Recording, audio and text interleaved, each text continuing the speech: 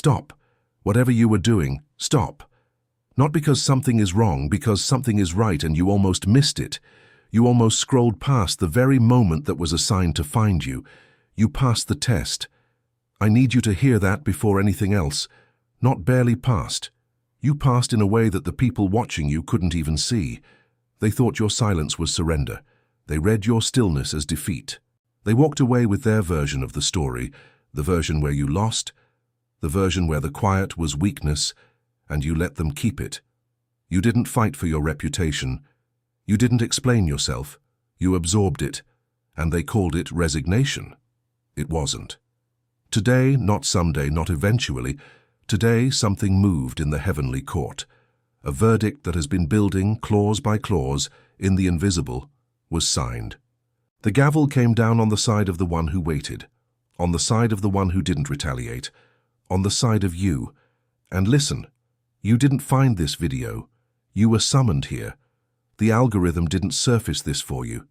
Heaven did, because your patience wasn't the waiting room, your patience was the process.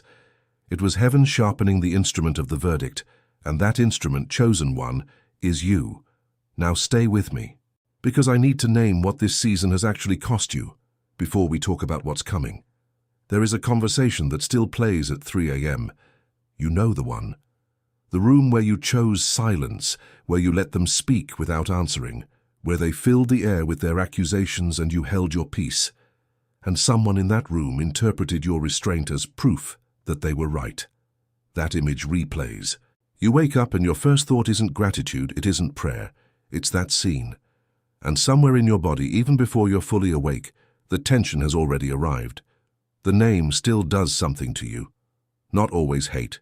Sometimes something colder than hate. Indifference that costs too much to maintain. The body keeps the memory of every moment you had to perform okay, while not being okay. And the money. Let's talk about it. Because God is not afraid of this conversation, even if church taught you to be. The money comes in and disappears with a logic you cannot trace. You're not reckless. You're not irresponsible. But there is a pattern of release and loss that has followed this season of waiting. And you have wondered more than once whether the closed door wasn't just a spiritual trial, but also a financial one, and whether you are meant to break through it, or whether you have somehow disqualified yourself from provision. You haven't, but I know you've asked. And then there are the relationships that never recovered, the ones where they left with their version, where reconciliation would require you to validate a lie, to say, yes, I was what you said I was, and you couldn't do it, not because of pride, but because it wasn't true. So the distance became permanent, and sometimes you miss the person, not the dynamic, but the person, and there is grief in that which nobody talks about, because from the outside it looks like you won. You held the line, you didn't compromise, but you know what it actually cost. And the question underneath all of it, the one that doesn't have an easy sermon answer, why did God wait so long? If the verdict was always going to land here, if the outcome was always going to be what it's becoming, why was the in-between so long, so silent, so expensive? Hold that question. Don't let go of it. We are going to walk through it together. If this is reaching something you haven't been able to name, take a moment and hit like, not as a gesture, as a prophetic agreement with what you already sense is true. And if you need clarity in the next 72 hours, specifically about a situation that has felt stuck, that has felt silent in the heavens, even while you've been faithful on the earth, leave that in the comments. I'll be praying over them. This exhaustion you're carrying has a name, and it has a way out. Not a vague spiritual way out, a structured one. There is a path built in 3 movements, diagnosing the gaps in how you've been thinking, quieting the soul down from its chronic state of alert, and learning to decide with discernment instead of fear or reactivity. That path has a name, and it's called the Solomon Code, and I've pinned everything about it in the first comment so you can find it after we're done here. But right now I don't want you thinking about next steps. I want you thinking about Joseph. 13 years. That's how long it took between the dream and the throne. And in those 13 years, what was visible to everyone who knew Joseph was a sequence of what looked like catastrophe. Sold, enslaved, falsely accused, imprisoned, forgotten by the one man who promised to remember him. From the outside, The story of Joseph looked like evidence that God had abandoned a gifted man. Looked like proof that dreams don't survive contact with real life. The people who knew Joseph's original dream watched what appeared to be its systematic destruction, one betrayal at a time. But in the invisible, the verdict was being written. Every year in that pit, every year in that prison, every year of silence, wasn't God stalling. It was God building the infrastructure that the dream required.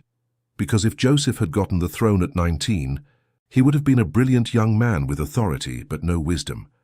And a brilliant young man with authority and no wisdom does not save a nation. He survives a season. Then the authority destroys him or everyone around him. The waiting was not punishment. The waiting was the construction of the thing that makes the dream survivable. Your patience was the same construction. The enemy wanted the reaction. He needed you to break before the sentence was complete.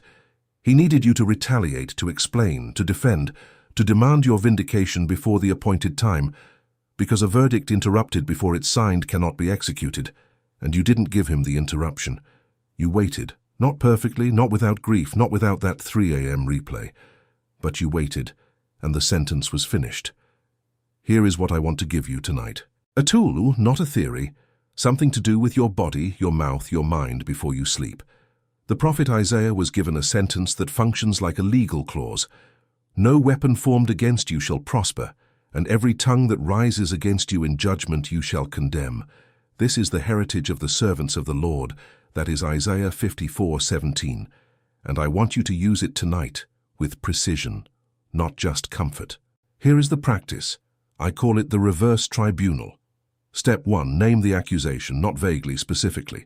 The thing they said about you, that you were weak, that you were incompetent, that you were too much or not enough, that your silence was guilt, that your waiting was delusion.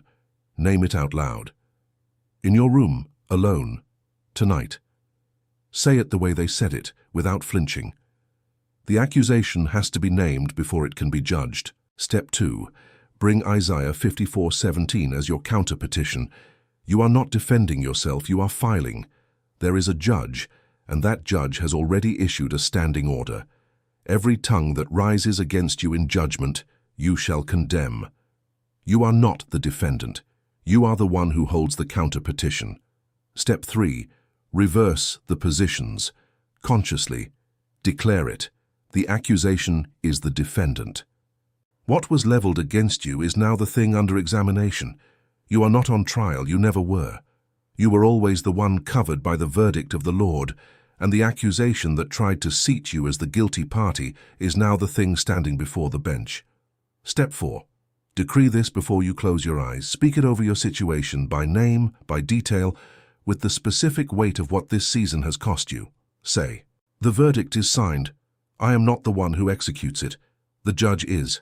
I rest, not as a performance, as a legal statement of fact. Step 5. And this is the one that changes the body, not just the mind. Release the case. You've been your own attorney for too long. You've been rehearsing the arguments, anticipating the counter-arguments, running the scenarios. Tonight, you fire yourself as the attorney. The case has a judge. Judges don't need their clients to manage the proceedings. They need their clients to trust the bench. Your mind stops processing the case, not because it resolved, not because everyone apologized, not because the evidence shifted, but because the case already has a judge and the judge does not need your help. Use this tonight. Use it specifically. Name the thing and file it. I mean that. But I want to be honest with you about something, and I want to say it with the same directness I've given you everything else tonight. What I just gave you is real. The reverse tribunal is not motivational language. It is a spiritual instrument that works when you work it. But one technique, applied once, does not replace a daily protocol. A single video cannot replace a system. I gave you a key. You still need a house. Because here is the truth about where you are right now, chosen one. You don't need more patience. You've already been approved in patience. Heaven tested that and you held. What you need now, what this moment is actually asking of you, is wisdom. The wisdom to govern what the verdict just handed back to you. Your mind, your resources, your relationships, your decisions. The things that were locked or limited, or put on hold during the season of waiting are beginning to move again.